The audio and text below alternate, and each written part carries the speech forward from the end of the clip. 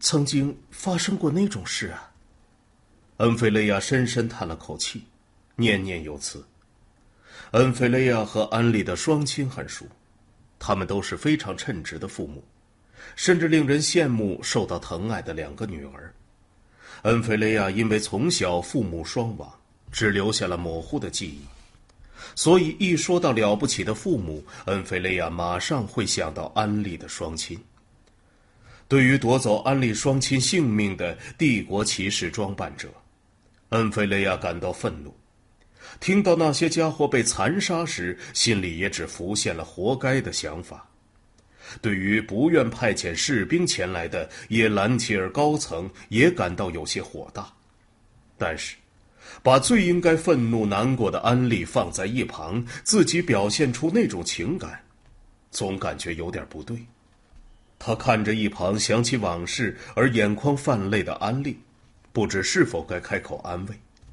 这时安利拭去泪水，露出微笑道：我还有妹妹，不能一直沉浸在悲伤中。稍微起身的恩菲雷亚再次坐下。对于失去安慰机会，一方面觉得可惜，一方面觉得自己真没用。即使如此，自己想保护他的心情还是不变。迟疑了一下，恩菲雷亚下定决心，除了自己以外，不会让任何人坐在安利的身边，即使是能够保护安利的强者。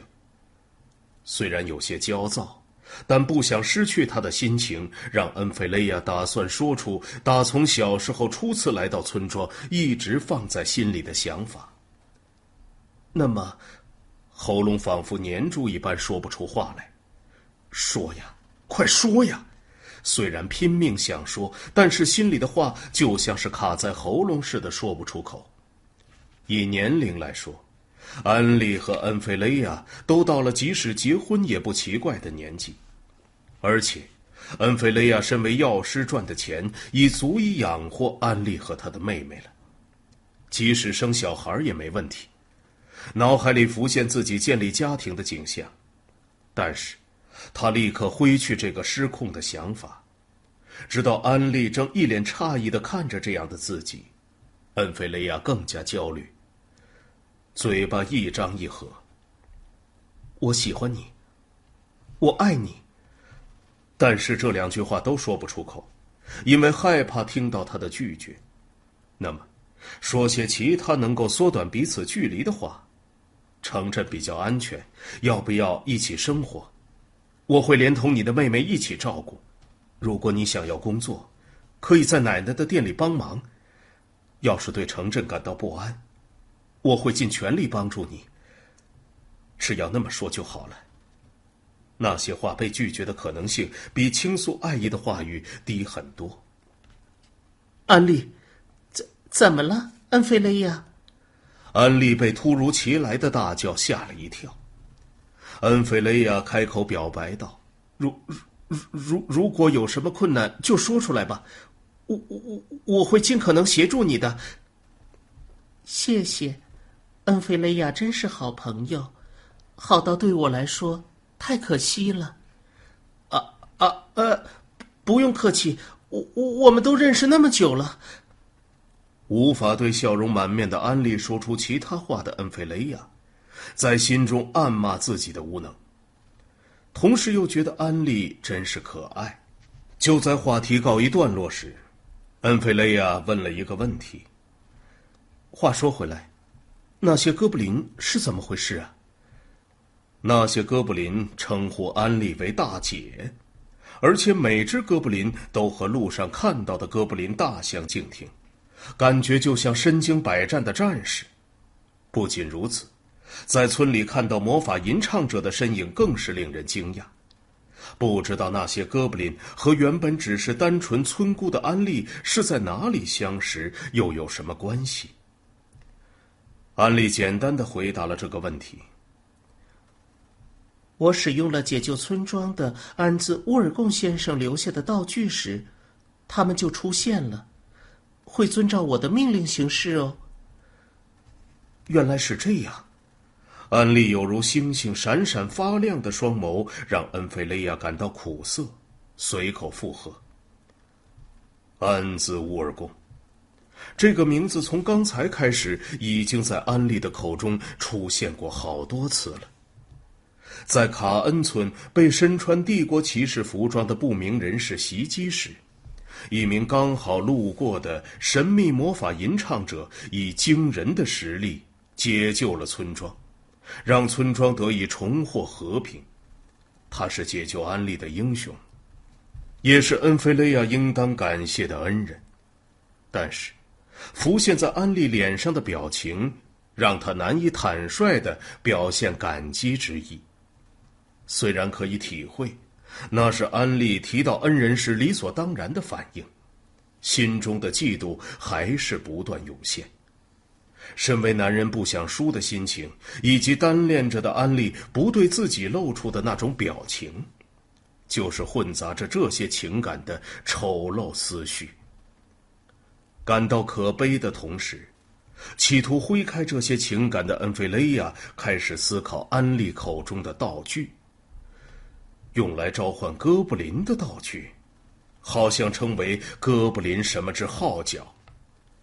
解救村庄的大魔法吟唱者告诉过安利那是什么号角，不过当时他的头脑过于混乱，所以没记清楚。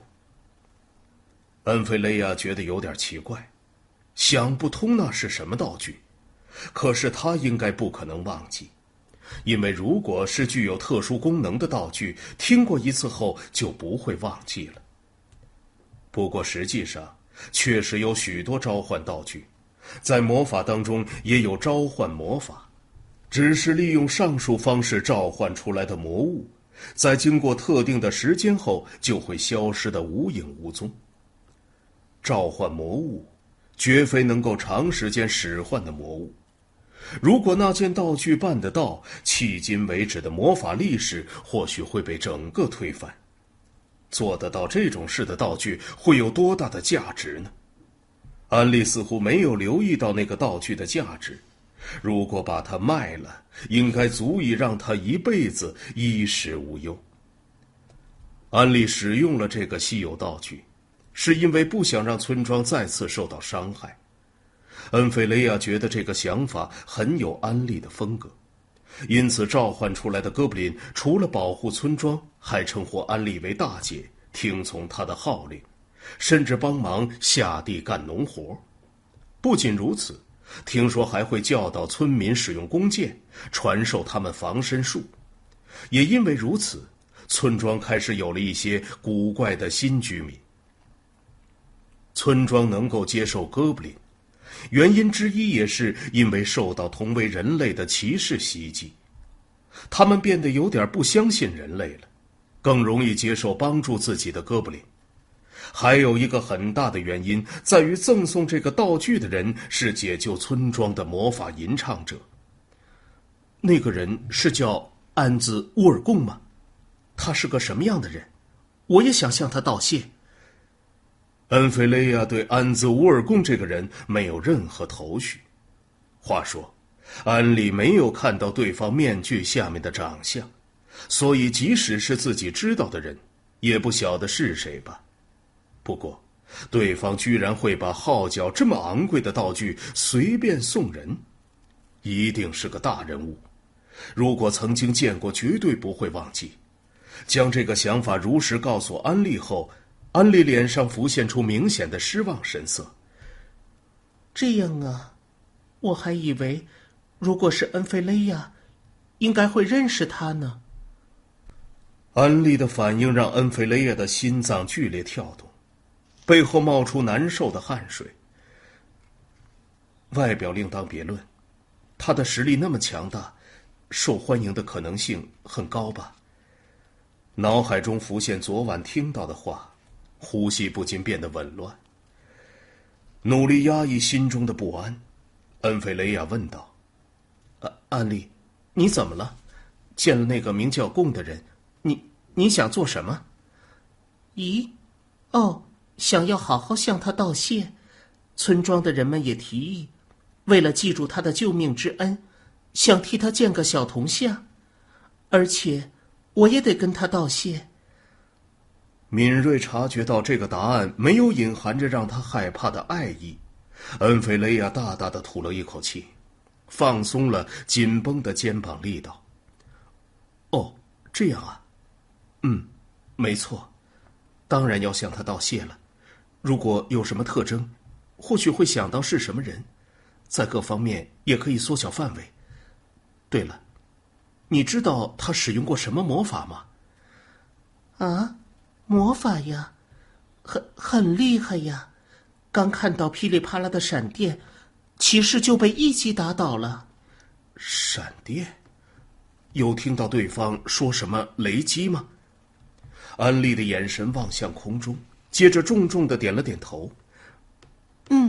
好像听他说过，不过好像更长一点。听到安利的喃喃自语，恩菲雷亚判断对方应该是在发动魔法之前说了些什么吧。这样，是使用第3位阶的魔法呀。第3位阶的魔法，很厉害吗？那当然厉害了，因为我只能使用第2位阶的魔法。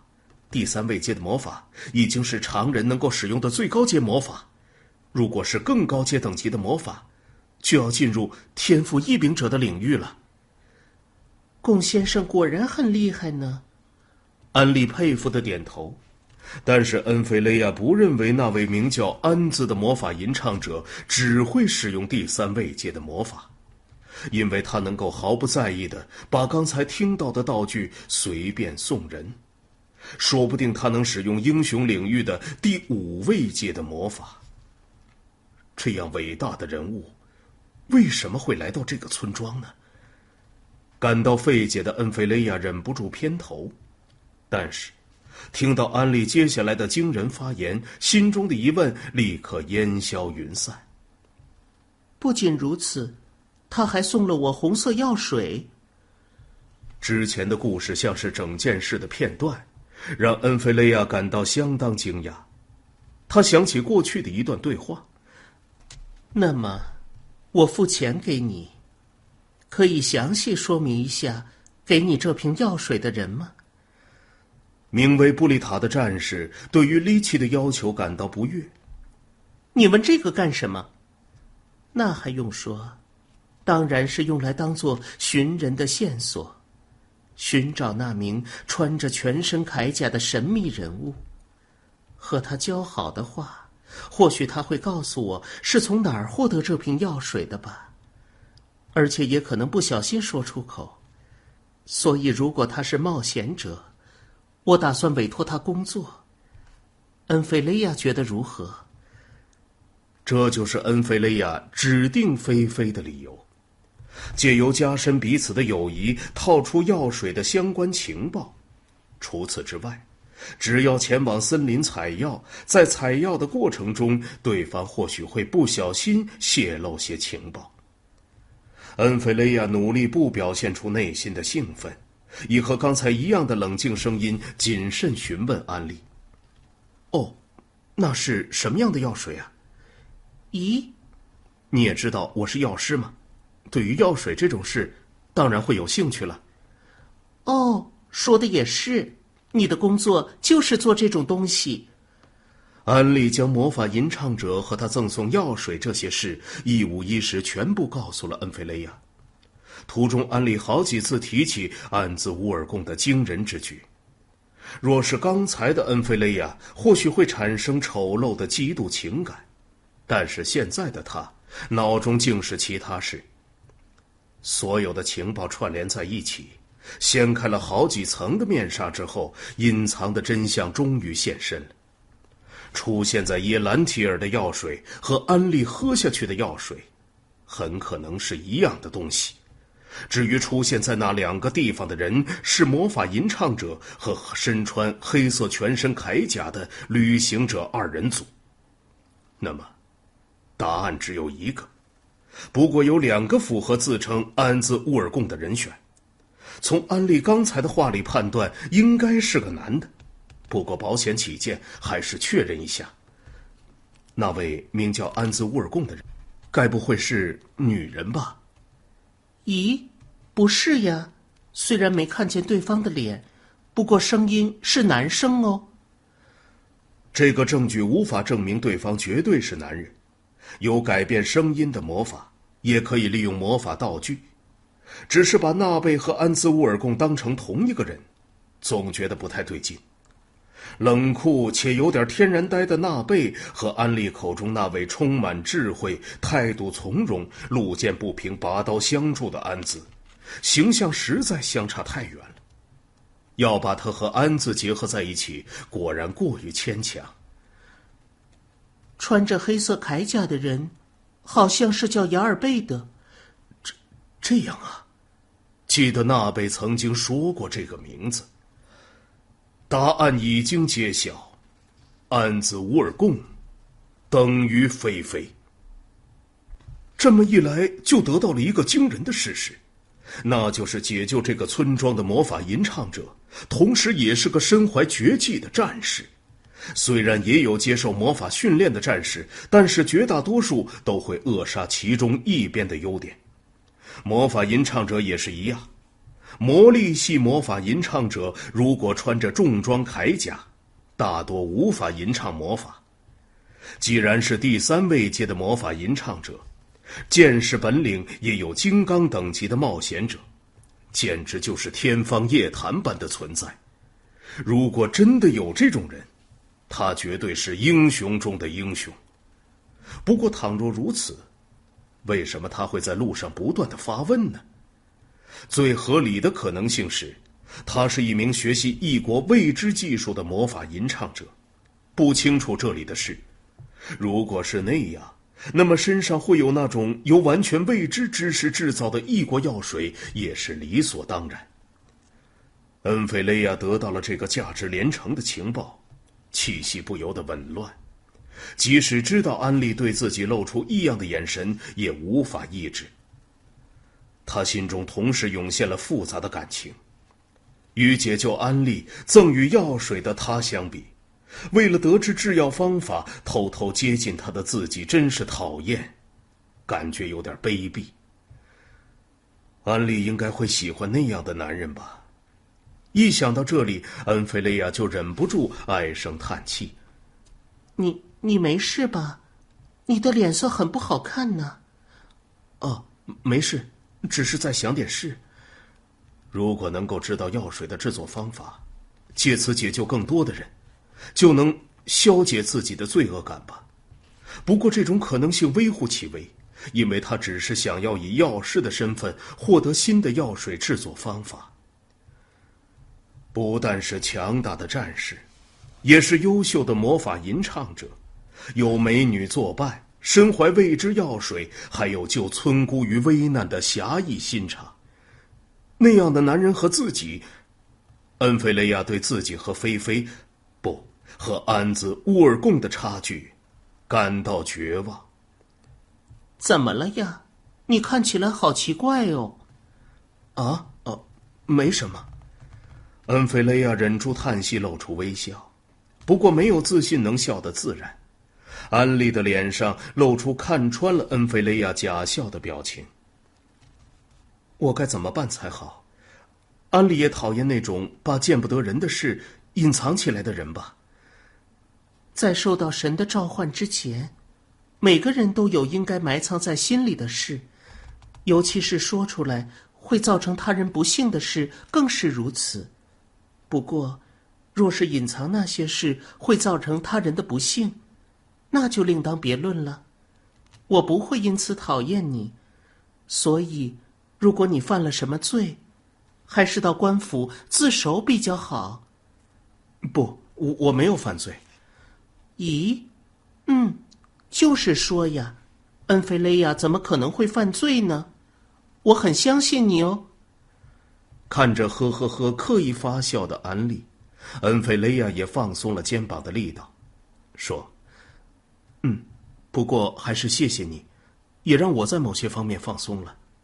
我会先以并驾齐驱为目标而努力的。”但是他心中还有一句话没说出口，为了能在你的面前抬头挺胸，对你说出我喜欢你，我爱你。